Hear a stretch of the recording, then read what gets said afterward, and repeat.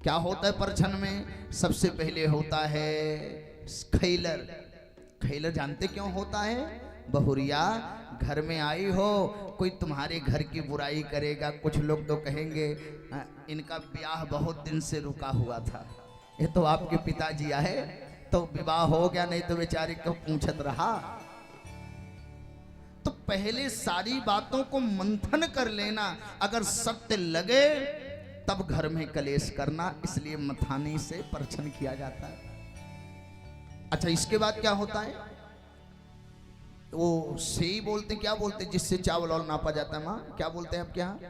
से उसमें आपने देखा होगा सीधा नहीं उल्टा परछा जाता। उल्टा क्यों? देखो, अगर कोई तुम्हारे घर की परिवार की बुराई करे ना तो पीछे सुनो और पीछे ही छोड़ दो, कभी हृदय में ला करके मत रखो, वरना घर में कैंसर हो जाएगा। बोली सच्चिदानंद भगवान की जय। पीछे छोड़ दो। अच्छा, आपने देखा होगा लोढ़ा होता है। बोलो, कोई कितना भी तुम्हारे जीवन में विक्षोभ की भावना रखे, लेकिन तुम अपने परिवार की एकता अखंडता को लेकर के पर्वत की भांति स्थिर रहना, डिग मत जाना, वरना कोई पैसे का लोभ दे करके, धन का लोभ दे करके तुम्हारा धर्म परिवर्तन करा देगा, तुम्हें कुमार्ग पर लेकर के चला जाएगा। पत्थर से इसलिए बरछा जाता है, हर हाल में निष्ठा बना करके रखना, कभी अपने निष्ठा से हट मत जाना। बोली सच्चिदानंद भगवान की जय। इसके बाद किससे परछा जाता है? बोले चावल। चावल क्यों? हमारे परिवार में बहुत छोटी छोटी तकरारें होती रहती हैं और छोटी छोटी तमाम दरारें हैं। अब तुम आई हो ना, जैसे चावल अलग अलग होता है, लेकिन जब भात बन जाता है तो पूरे पात्र को घेर लेता है। ऐसे भले ही मेरे परिवार अलग अलग दिख रहे हो, लेकिन इतनी विनम्रता संयमता का परिचय देना कि पूरा परिवार संगठित होकर के चले। बोली सच्चिदानंद भगवान की जय। दाल से क्यों परछा जाता है जानते हो मेरी माँ? दाल और चावल मिल जाए तो क्या होता है? स्वाद आ जाता है। अब तुम मेरे घर में आई हो, तुम कहाँ की हो, कैसी हो, कब तुम्हारे घर में क्या होता था हमें नहीं पता है, लेकिन आज से तुम आई हो मेरे परिवार में, ऐसे घुल मिल जाओ कि मुझे पता ही नहीं चले कि तुम बाहर से आई हो। बोले सच्चिदानंद भगवान की जय। मेरे घर के स्वाद में थोड़ा और प्रभाव डाल दो, इसलिए दाल से परछा जाता है। सूप से क्यों परछा जाता है? घर में तमाम बुराइयां हैं और उन बुराइयों को निकालने का काम ना गृहम गृहमित्याहो गृहिणी गृहमुच्यते मनुस्मृति में लिखा है। एक नारी चाहे तो घर की बुराइयों को दूर करके घर को स्वर्ग बना दे, तो आज से जितनी बुराइयां रहेंगी तुम बाहर कर देना और जितनी अच्छाइयां रहेंगी तुम भीतर कर लेना। इसलिए क्या होता है? सूप से परछा जाता है।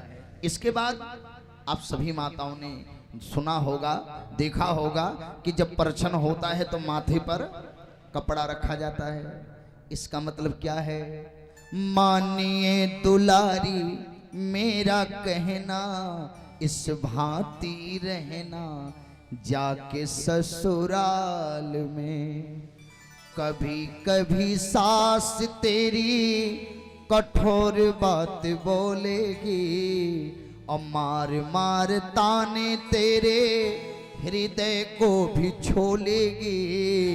नीचे को झुकाए रखना नैना, इस भांति रहना जाके ससुराल में। और कंठ तुम्हारा कोयल के समान होवे, होठों की लाली और मधुर मुस्कान होवे।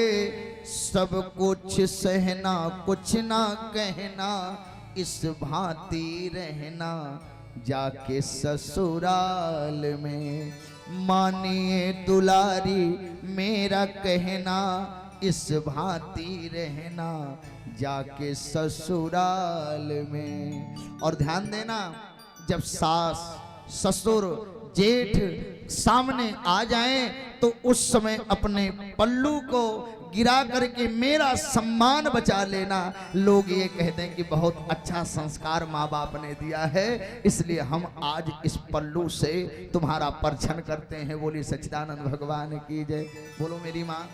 हमारी माताओं को उतने सजग रहना पड़ता है जैसे रामलीला में पर्दा उठाने वाले गिराने वाले होते हैं। झांकी गई पर्दा गिरा, झांकी आई पर्दा उठा, जेठ आया पर्दा गिरा, जेठ गया पर्दा उठा।